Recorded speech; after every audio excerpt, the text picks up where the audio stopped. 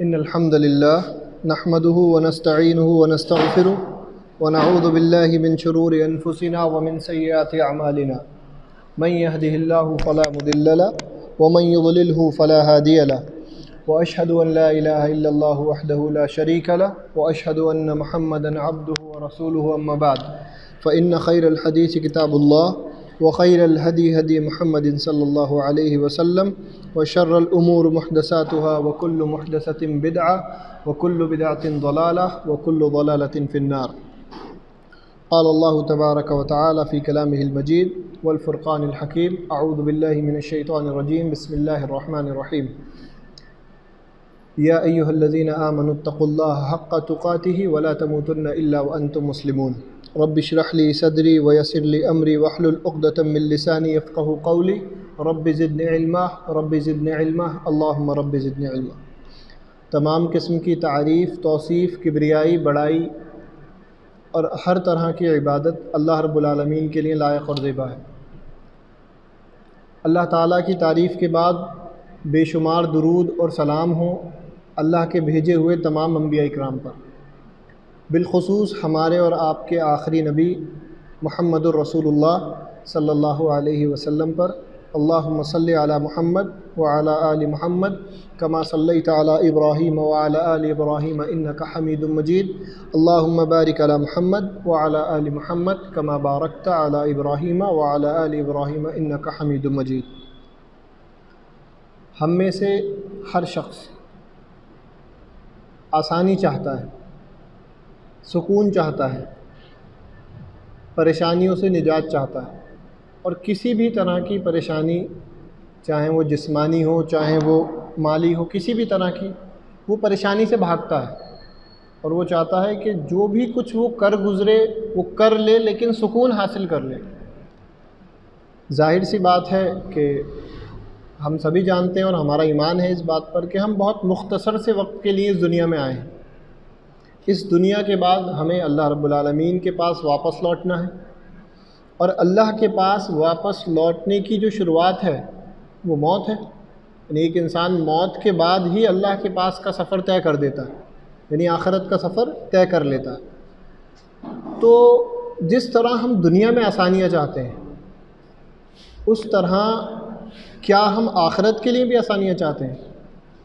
ظاہر سی بات ہے ہم دنیا میں تو ہر کچھ کرنے کو تیار ہیں اپنی آسانیوں کے لیے، لیکن کیا آخرت کی آسانیوں کے لیے ہم کچھ کرنا چاہتے ہیں یا کچھ کر رہے ہیں یا نہیں؟ اس بارے میں ہمیں دیکھنا پڑے گا، کیونکہ جس طرح دنیا میں بنا کچھ کیے ہمیں آسانی سے سکون اور چین اور اطمینان حاصل نہیں ہوتا ہے، ہمیں کچھ کرنا پڑتا ہے، چاہے وہ چھت ہو، چاہے وہ کپڑے ہوں، چاہے وہ کھانا ہو، ہمیں کوشش کرنی پڑتی ہے. اس کے بعد اللہ رب العالمین ہمیں عطا کرتا ہے جتنا ہمارے نصیب میں. تو آخرت کے لیے ہم کیا کر رہے ہیں، یا آخرت کے لیے ہماری کیا تیاری ہے، یا آخرت کے لیے ہم کتنا سکون اکٹھا کر رہے ہیں؟ رسول اکرم صلی اللہ علیہ وسلم کی احادیث کا مطالعہ کریں تو ایک بات واضح طور پر ہمیں سمجھ میں آتی ہے کہ آخرت کے اندر جو سکون کی شروعات ہے، یعنی قیامت کے دن حساب کتاب کے وقت سے جو سکون کی شروعات ہے، اس میں دو چیزوں کے علاوہ کسی چیز میں سکون نہیں ہوگا. شروعات کی بات کر رہا ہوں میں. جنت میں داخل ہونے کے بعد تو بے شمار اللہ تعالیٰ کی نعمتیں ہمارے لیے، لیکن جس وقت حساب کتاب ہمارا ہو رہا ہوگا یا اللہ رب العالمین کے سامنے اللہ کے تمام بندے اول سے لے کر آخر تک جمع ہوں گے، چاہے وہ جنات میں سے ہوں چاہے وہ انسان میں سے ہوں، جن کو اللہ رب العالمین نے اپنی عبادت کے لیے پیدا کیا ہے، جن سے اللہ تعالیٰ حساب و کتاب لے گا. جیسے کہ اللہ رب العالمین نے قرآن مجید میں سورہ ذاریات میں فرمایا وما خلقت الجن والانس الا لیعبدون، کہ ہم نے انسانوں اور جنات کو نہیں پیدا کیا مگر صرف اس لیے کہ وہ ہماری عبادت کریں. تو انسان اور جنات سے ہی حساب کتاب ہونا ہے، جانوروں سے، پرندوں سے، ان سے حساب کتاب نہیں ہونا. تو اللہ رب العالمین کے تمام بندے انسان اور جنات جب قیامت کے دن اللہ کے سامنے پیش ہوں گے تو اس وقت سکون کی صرف دو چیزیں ہمیں ملتی ہیں اگر ہم مطالعہ کریں. ایک سائے کے طور پر اللہ تعالیٰ کے عرش کا سایہ، اور دوسرا پانی کے طور پر رسول اکرم صلی اللہ علیہ وسلم کے ہاتھ مبارک سے حوض کوثر کا پانی۔ تو جن کو یہ دو چیزیں حساب کتاب کے وقت مل گئیں تو امید کی جا سکتی ہے انشاءاللہ کہ آگے کے ان کے مراحل جو معاملات ہیں وہ آسان ہو جائیں گے انشاءاللہ۔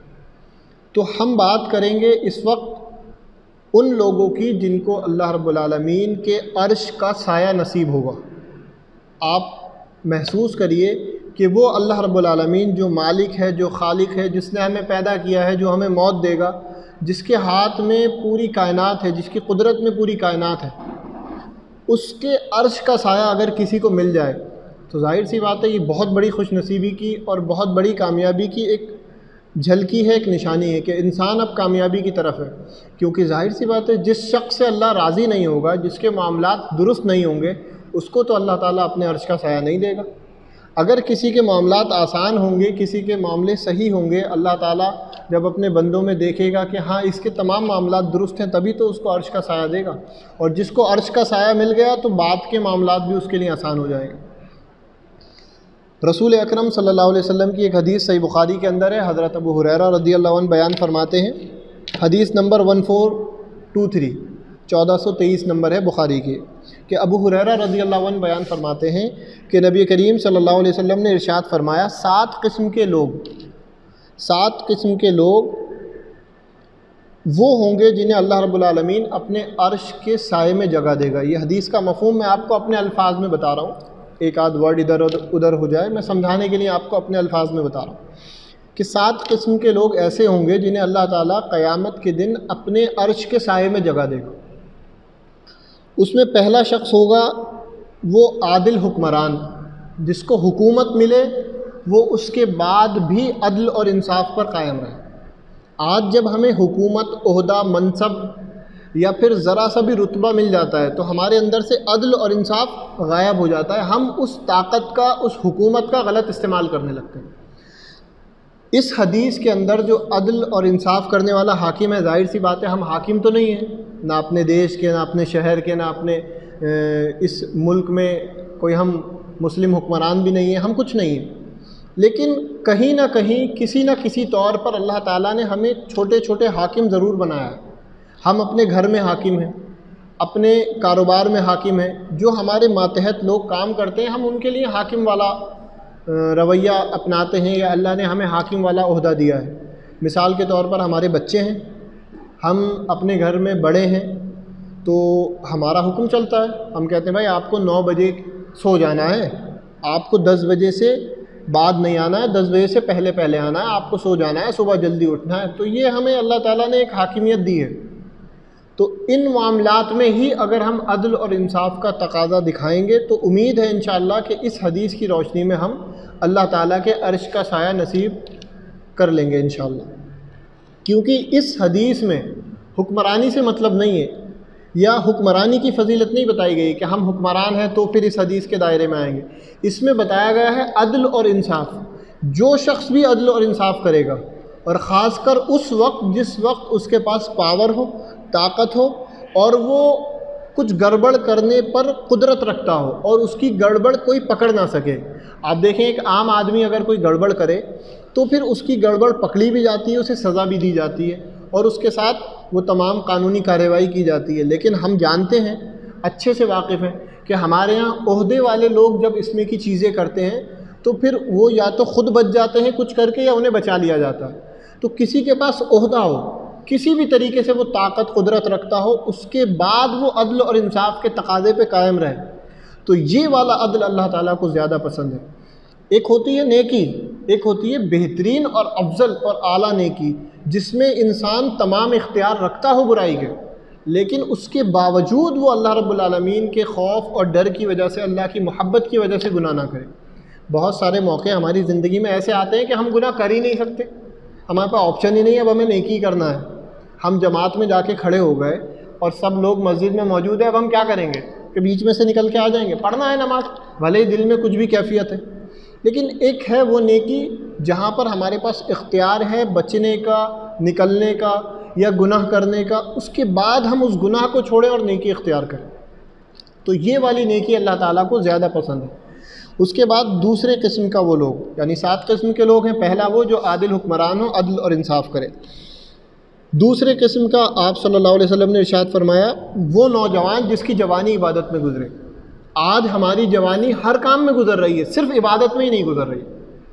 آج جو معاملات ہمارے ساتھ ہیں، جس طرح ہم اپنی زندگی گزار رہے ہیں، تو ہماری جوانی صرف ایک عبادت میں ہی نہیں گزر رہی ہے، باقی سارے معاملات میں گزر رہی ہے۔ اور ہم ہر کچھ کرنے کو تیار ہیں، اپنے لیے چین سکون، بزنس، اپنا کیریئر بنانے کے لیے ہر چیز کرنے کو تیار ہیں، لیکن اپنی آخرت سنبھالنے کے لیے ہم عبادت کرنے کو تیار نہیں۔ اور عبادت کرتے بھی ہیں تو اتنا گیپ دے کے کہ پتہ نہیں ہم نے پچھلی کون سی عبادت کب کی تھی، ہم خود ہی بھول جاتے ہیں۔ معاف کرنا، سب سے پہلے میں، پھر بعد میں ہم سب لوگ، یا جو بھی میری یہ بات سنے گا، ہمیں جنازے کی نماز کی دعا بھی نہیں آتی۔ کیوں نہیں آتی؟ کیونکہ سالوں میں کبھی ہم جنازے کی نماز ادا کرتے ہیں، تو ظاہر سی بات ہے جو چیز ریگولر کریں گے نہیں، آج ہم سے کہہ دیا جائے کہ میت کو غسل دے دو، ہمارے ہاتھ کب کب آنے لگتے ہیں، ہم کہتے ہیں پتہ نہیں کیا ہو گیا اور کون سا کام ہمیں دے دیا گیا۔ ہم اس کو پہلے تو بہتر نہیں سمجھتے، پیسے دے کر دوسرے شخص کو بلاتے ہیں، وہ غسل دیتا ہے ہمارے مردے کو۔ اس سے زیادہ بدقسمتی ہمارے لیے کیا ہوگی کہ ہمارے مردے بھی ہمارے ہاتھ سے نہیں نہلائے جا رہے ہیں، اس کے لیے بھی ہم نے کچھ لوگ متعین کر رکھے اور پیسے دے کے انہیں۔ یہ صحیح ہے یا غلط میں اس کا فیصلہ نہیں کر رہا، لیکن میں کہہ رہا ہوں ہمیں اپنے عمل کا جائزہ لینا چاہیے کہ ہم اپنے مردوں کو غسل تک نہیں دے سکتے، ہم سے غسل بھی دینا نہیں آتا، اور صحیح پوچھیں تو ہم سے خود اپنے غسل کے بارے میں پوچھا جائے تو نہیں آتا کہ پاکی اور ناپاکی کس طرح ہوتی ہے، کس طرح ہم پاکی حاصل کرتے ہیں، کیا دعا پڑھنی ہے، کون سی دعا بات کی ہے، کون سی، کچھ نہیں پتہ۔ کیوں؟ کیونکہ بس وراثت میں ملا ہے دین تو چل رہا، حاصل کرتے تو پتہ چلتا اس کی قیمت کیا ہے۔ صحابہ اکرام نے حاصل کیا تھا، اللہ تعالیٰ نے انہیں عطا کیا تھا ان کی محنت کی وجہ سے، لیکن ہمیں تو وراثت میں ملا ہے، اور ظاہر سی بات ہے جو وراثت میں چیز ملتی ہے اس کی قدر نہیں ہوتی ہے۔ جب ہم خود پیسے کماتے ہیں نا تو اس کی بڑی قدر ہوتی ہے، لیکن جو وراثت میں دولت ملتی ہے اس کی کوئی قدر نہیں ہوتی۔ اڑاتے ہیں، عیش کرتے ہیں، مزے کرتے ہیں، کوئی تکلیف نہیں ہوتی، لیکن جو چیز ہم حاصل کرتے ہیں اس کی قیمت ہمیں پتہ ہوتی ہے۔ صحابہ اکرام نے اسلام کو حاصل کیا تھا، وہ ایک ایک حکم پر رسول اکرم صلی اللہ علیہ وسلم کے کٹنے کے لیے اور مرنے کے لیے تیار ہو جاتے تھے، کیونکہ انہیں قیمت پتہ تھی کہ وہ یہ نہیں دیکھتے تھے کہ کتنا چھوٹا حکم ہے، وہ یہ دیکھتے تھے کس کا حکم ہے۔ اور آج ہم حکموں کو ناپتے ہیں، ارے سنت ہی تو ہے، کیا ہوا تو سنت ہی تو ہے، اور چھوڑ دیتے ہیں۔ اور صحابہ اکرام کیا کہتے تھے؟ سنت ہے یہ، جب سنت ہے تو پھر کیسے چھوڑ دیں؟ ہمارے اور ان کے درمیان یہ ایک بہت بڑا فرق ہے کہ وہ سنت سمجھ کر اپناتے تھے اور ہم سنت کہہ کر چھوڑ دیتے ہیں۔ فرض تھوڑی ہے، گناہ ملے گا، اسلام سے خارج ہو جائیں گے۔ ہمارے لیے چیزیں تب تک حرام نہیں ہوتی، تب تک بری نہیں ہوتی جب تک ہم گناہ گار نہ ہوں، اسلام سے خارج نہ ہوں۔ بس ہم کنارے کنارے پہ چلنا چاہتے ہیں کہ گرے تو کفر میں۔ ایک انسان فرائض، سنتیں، نوافل کا پابند ہو تو کبھی شیطان اس کے اوپر قابض ہوگا تو وہ نوافل چھوڑ کے سنتوں پہ رک جائے گا۔ اگر کوئی سنتوں کا پابند ہے، سنت چھوڑ کر کم سے کم فرض پہ رک جائے گا، لیکن جو فرض پر ٹکا ہوا ہے وہ بھی ٹوٹا پھوٹا، تو جب وہ چھوٹے گا تو کہاں جا کے گرے گا؟ کفر میں۔ فرض کے بعد تو کچھ رہ نہیں جاتا ہے نا۔ رسول اکرم صلی اللہ علیہ وسلم نے ارشاد فرمایا، ایک حدیث کا مفہوم ہے کہ انسان اور بندے کے درمیان، انسان اور کفر کے درمیان فرق کرنے والی چیز کیا ہے؟ نماز۔ تو جب ہم فرائض پہ ہی پورے نہیں اتریں گے تو اس کے بعد ہمارا جو انجام ہے وہ ظاہر سی بات ہے کفر ہی ہوگا۔ اللہ رب العالمین ہمیں کفر اور شرک کی ہر قسم سے محفوظ رکھے۔ اور رسول اکرم صلی اللہ علیہ وسلم نے جو ارشاد فرمایا کہ وہ نوجوان جس کی جوانی عبادت میں گزرے، تو وہ شخص کل قیامت کے دن اللہ رب العالمین کے عرش کے سائے میں جگہ پائے۔ اور یاد رکھیے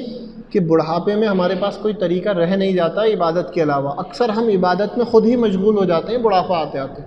لیکن اصل جو عبادت ہے، اصل جو لذت ہے، اصل جو مزہ ہے وہ اس جوانی کا ہے، جس میں ہمارے پاس حرام اور حلال کے لیے جوش آنے کے بعد تمیز نہ رہے، ہم کچھ بھی کرنے کو گزر جائیں، کوئی ہمیں ایک مارے تو ہم 2 مارنے کو تیار ہوں، کوئی ہم سے ایک کہے تو ہم 2 کہنے کو تیار ہوں۔ یہ جو وقت ہے، اس وقت ہم اگر اپنی نفس کو، اپنے جذبات کو اللہ کی شریعت کے تابع کریں گے تو یہ پھر ایک اعلیٰ مقام ہے۔ دیکھیے گناہ تو سب سے ہوتے ہیں، پھر اس کے بعد انسان توبہ کر لیتا ہے، لیکن انسان گناہ نہ کرے اور اس کے بعد کثرت سے توبہ کرے تو ان دونوں چیزوں میں فرق ہے۔ ہم اکثر گناہ کرنے کے بعد توبہ کرتے ہیں اور پھر سوچتے ہیں کہ ہم اللہ سے توبہ کرنے والوں میں شامل ہو گئے، اللہ سے معافی مانگنے والوں میں شامل ہو گئے۔ کاش کہ ایسا ہو کہ ہم گناہ نہ کریں، کچھ ہو جائیں وہ ایک الگ بات ہے انسان ہونے کے ناطے، لیکن اس کے باوجود ہم کثرت سے اللہ سے توبہ کریں، اس کے باوجود ہم اللہ کی طرف رجوع کریں۔ ہمارے جب درمیان کوئی مشکل آتی ہے، کوئی مصیبت آتی ہے، تب ہمیں عبادت والا راستہ نظر آتا ہے۔ لیکن یہاں پر جو فضیلت بتائی گئی ہے وہ اس نوجوان کی بتائی گئی ہے جو مصیبت اور پریشانیوں کی وجہ سے عبادت کی طرف نہیں جاتا، جو اللہ کی محبت میں، جو اللہ رب العالمین کو راضی کرنے کی وجہ سے جوانی اپنی عبادت میں گزارتا ہو۔ اور تیسرا شخص جس کے بارے میں رسول اکرم صلی اللہ علیہ وسلم نے فرمایا وہ بھی اسی سے ملتا جلتا ہے۔ اب ظاہر سی بات ہے یہ حدیث سننے کے بعد کہیں بزرگ لوگ کہیں کہ اس میں تو جوان کی فضیلت ہے، ہماری تو ہے نہیں، کیونکہ بھائی جوانی تو ہماری گزر گئی۔ لیکن آپ صلی اللہ علیہ وسلم نے جس تیسرے شخص کے بارے میں ارشاد فرمایا وہ ایسا شخص جس کا دل مسجدوں سے لگا ہو، مسجد میں اٹکا ہو، کہ وہ ایک پڑھ کے آتا ہے سوچتا ہے فوراً کہ دوسری جاؤں، دوسری پڑھ کے آتا ہے تو فوراً سوچتا ہے تیسری جاؤں، یعنی اس کا دل جو ہے وہ مساجد میں اٹکا رہتا ہے۔ اور ہم نے ایسے لوگ دیکھے ہیں اور آپ نے بھی دیکھے ہوں گے، بہت سارے لوگ ایسے ہوتے ہیں جو اذان سے پہلے مسجد میں چلے جاتے ہیں ذوق شوق میں اذان کے، اور کچھ وقت اللہ تعالیٰ کے ساتھ ان کو بتانا ہوتا ہے تو وہ پہلے سے جا کر بیٹھ جاتے ہیں، اذکار کرتے ہیں، دعائیں مانگتے ہیں، اور نماز ہونے کے بعد بھی بہت دیر تک بیٹھے رہتے ہیں۔ ٹھیک ہے، ہمارے معاشرے میں ہم بزی ہیں، مصروف ہیں، بہت سارے کام ہیں، لیکن جب ہمیں موقع ہو ہمارا دل مسجد کی طرف ہی اٹکا ہو۔ پھر میں وہی کہوں گا کہ جس طرح ہماری جوانی عبادت کے علاوہ ہر چیز میں گزر رہی ہے، اس طرح ہمارا دل مسجد کے علاوہ ہر چیز میں اٹکا ہوا۔ ہمیں جدھر اللہ کا حکم تھا جانے کا ہم وہیں نہیں جا رہے، باقی سب جگہ ہیں۔ چوتھا وہ شخص جس کے بارے میں رسول اکرم صلی اللہ علیہ وسلم نے ارشاد فرمایا وہ دو لوگ جو اللہ کے لیے محبت کرتے ہیں اور اللہ کے لیے ہی جدا ہوتے ہیں، یعنی ان کی محبت کا، ان کے ملنے کا جو وجہ ہو وہ اللہ کی محبت ہو، اللہ کی رضا ہو۔ آپ یہاں لوگ آئے ہیں، کیوں آئے ہیں؟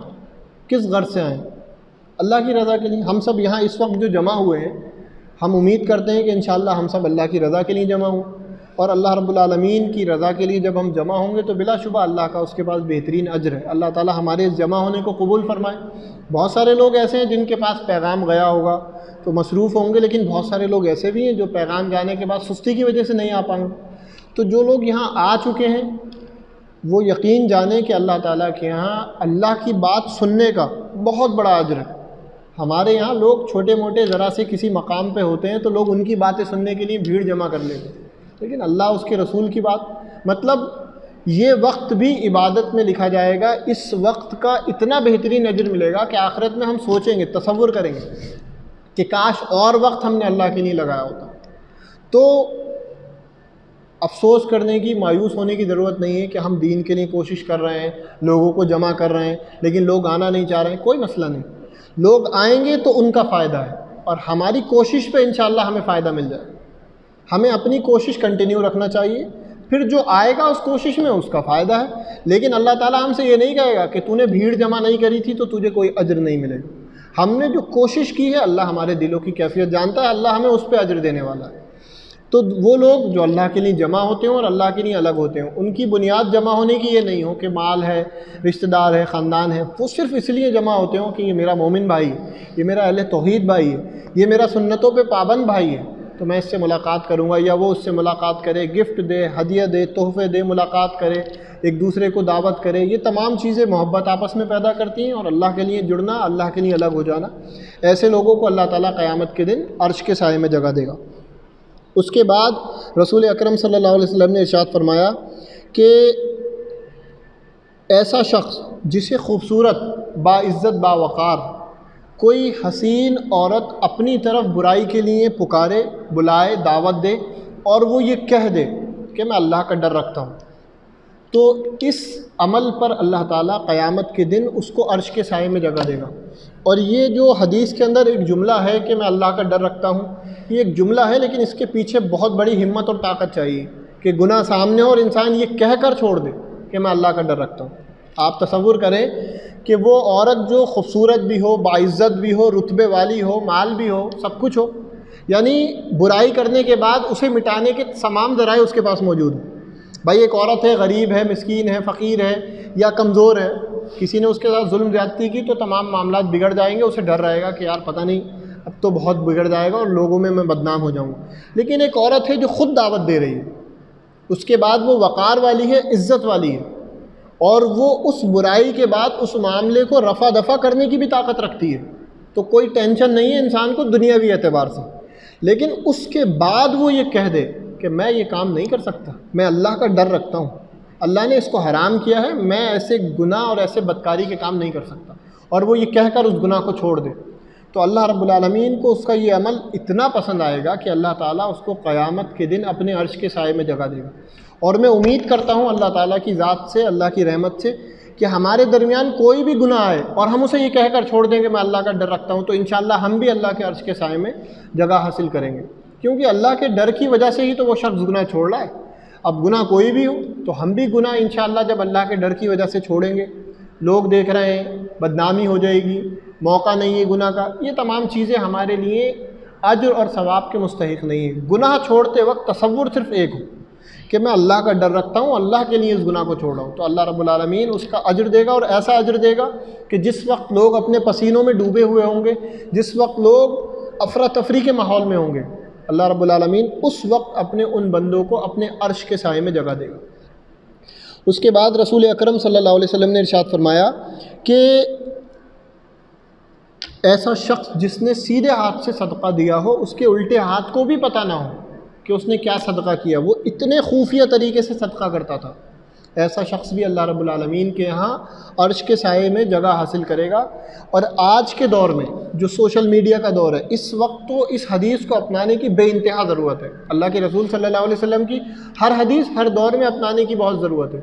لیکن موقع کے حساب سے ہمارے درمیان اس قدر ریاکاری آ چکی ہے کہ نیکی کر دریا میں ڈال جو ہوا کرتا تھا، اب نیکی کر سوشل میڈیا پہ ڈال۔ انسان 10 روپے بھی دیتا ہے تو اس کے فوٹو کھنچا کے لوگوں میں شیئر کرتا ہے۔ بہت سارے لوگ ایسے ہیں جو لوگوں کو ہمت بڑھانے کے لیے بھی نیکی دکھا کر کرتے ہیں، ہم ان کے بارے میں کچھ نہیں کہہ رہے، اللہ تعالیٰ دلوں کا حال جانتا ہے، لیکن جو لوگ اپنی نیکیوں کو ریاکاری کی وجہ سے، دکھاوے کی وجہ سے، شہرت کی وجہ سے لوگوں میں عام کرتے ہیں،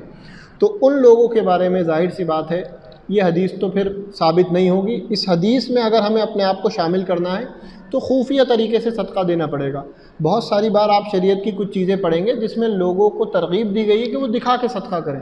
تاکہ دوسرے لوگوں میں جذبہ پیدا ہو، اور وہ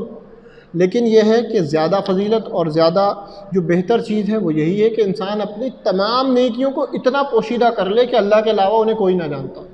لیکن آج ہمارے معاملات ایسے ہیں کہ ہم ہر نیکی کو ظاہر کرے بنا رہ نہیں پاتے، ہمارا دل سکون سے نہیں رہ پاتا۔ تو اللہ رب العالمین ہمیں ریاکاری کی بھی ہر قسم سے محفوظ رکھے، اور اللہ تعالی ہمیں اخلاص عطا فرمائے۔ اس کے بعد رسول اکرم صلی اللہ علیہ وسلم نے ارشاد فرمایا کہ وہ شخص جو آخری اس حدیث کے اندر شخص ہے، وہ شخص جو تنہائی میں اللہ کو یاد کرے اور یاد کرتے کرتے رو پڑے۔ آپ تصور کریں کہ کیا مقام ہوگا ایسے شخص کا، کیا مرتبہ ہوگا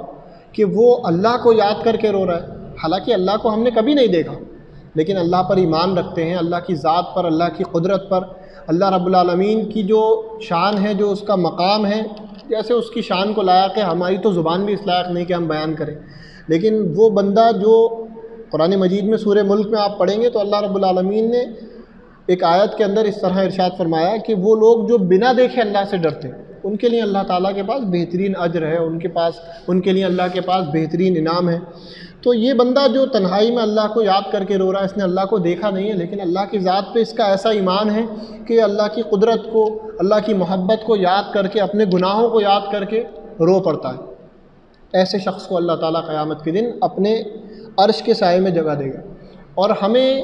دنیا میں اب کسی چیز میں لذت نہیں مل رہی، جن کے پاس پیسے ہیں ان کو بھی لذت نہیں مل رہی، جن کے پاس پیسے نہیں ہیں ان کو بھی لذت نہیں مل رہی۔ تو لذت والی چیزیں ہیں اللہ کا ذکر، رسول اکرم صلی اللہ علیہ وسلم کی سنتوں پہ عمل کرنا، اور سب سے بہترین لذت والی چیز اگر ہم میں سے کوئی حاصل کرنا چاہتا ہے اس لذت کو تو کبھی حاصل کر کے دیکھیں کہ رات کا وقت ہو، اللہ کے علاوہ ہمیں کوئی نہیں دیکھ رہا ہو اور ہم مصلی پہ ہوں، اور اس کے بعد ہم اللہ کی رضا کے لیے اللہ کو یاد کر کے رو رہے ہیں۔ کیا مقام ہوگا ایسے شخص کا اللہ تعالیٰ کی نظر میں جو اپنے آنسو اللہ کے لیے بہائے۔ آج ہمارے آنسو کس کے لیے بہتے ہیں؟ دنیاوی تمام معاملات کے لیے ہم روتے ہیں، اور دنیا کے سامنے روتے ہی رہتے ہیں، بس اللہ کے سامنے نہیں روتے۔ اگر ہم اللہ کے سامنے رونا شروع کر دیں تو اللہ تعالیٰ ہمیں دنیا والوں سے بالکل بے نیاز کر دے گا، اور دنیا والوں کے سامنے رونے سے ہمیں بچا لے گا۔ تو یہ 7 قسم کے لوگ جو رسول اکرم صلی اللہ علیہ وسلم نے ارشاد فرمائے، ایک وہ شخص جو عادل حکمران ہو، دوسرا وہ شخص جو نوجوان ہو، اس کی جوانی عبادت میں گزرے، تیسرا وہ شخص جس کا دل مسجدوں میں اٹکا ہو، اور چوتھا وہ شخص وہ 2 لوگ جو اللہ کے لیے محبت کرتے ہوں، اللہ کے لیے جدا ہوں، اللہ کے لیے ملیں، اور 5واں وہ شخص جسے برائی کی دعوت دی جائے وہ اللہ کے ڈر کا واسطہ دے کے اس برائی کو چھوڑ دے، اور 6واں وہ شخص جو خفیہ طریقے سے صدقہ کرے، اور 7واں وہ شخص جو اللہ رب العالمین کو یاد کر کے تنہائی میں رو۔ تو انشاءاللہ ایسے لوگوں کے لیے اللہ تعالیٰ کے پاس بہترین اجر ہے، اور اس میں سے ایک اجر کا اس میں ذکر کیا گیا ہے کہ اللہ تعالیٰ قیامت کے دن انہیں عرش کے سائے میں جگہ دے گا۔ اللہ رب العالمین سے دعا ہے کہ اللہ رب العالمین ہمیں رسول اکرم صلی اللہ علیہ وسلم کی تمام احادیث پہ عمل کرنے کی توفیق عطا فرمائے، قرآن و سنت کے مطابق اپنی زندگی گزارنے کی توفیق عطا فرمائے، اللہ رب العالمین سے اپنا رابطہ مضبوط کرنے کی توفیق عطا فرمائے، اللہ کے بندوں کے لیے ہمیں فائدہ مند بننے کی توفیق عطا فرمائے، اور اللہ رب العالمین ہمیں نیکیوں کو اپنی زیادہ سے زیادہ کرنے کی اور اخلاص کے ساتھ کرنے کی اور چھپا کر رکھنے کی توفیق عطا فرمائے، اور جو لوگ مسلمان ہمارے درمیان ہیں، ہمارے ساتھ ہیں، ہمارے ملک کے ہیں یا دنیا میں جہاں جہاں بھی ہیں پریشان ہیں، اللہ تعالیٰ ان کی پریشانی کو دور فرمائے، رزق کے معاملات آسان فرمائے۔ اللہ رب العالمین اپنے لیے جو اس کے مخلص بندے اس کے دین کا کام کر رہے ہیں، اللہ تعالیٰ ان کی خدمت کو قبول فرمائے، اور جو لوگ اللہ کی راہ سے دور ہیں اللہ تعالیٰ انہیں پلٹ کر اللہ کی طرف آنے کی توفیق عطا فرمائے، اور جب تک اللہ رب العالمین ہمیں زندہ رکھے، اسلام پر زندہ رکھے، ایمان پر زندہ رکھے، اور جب بھی ہمیں موت آئے اس حال میں آئے کہ ہم اللہ سے راضی ہوں، اللہ تعالیٰ ہم سے راضی ہو، آمین یا رب العالمین۔ وآخر دعوانا ان الحمد للہ رب العالمین۔ السلام علیکم ورحمۃ اللہ وبرکاتہ۔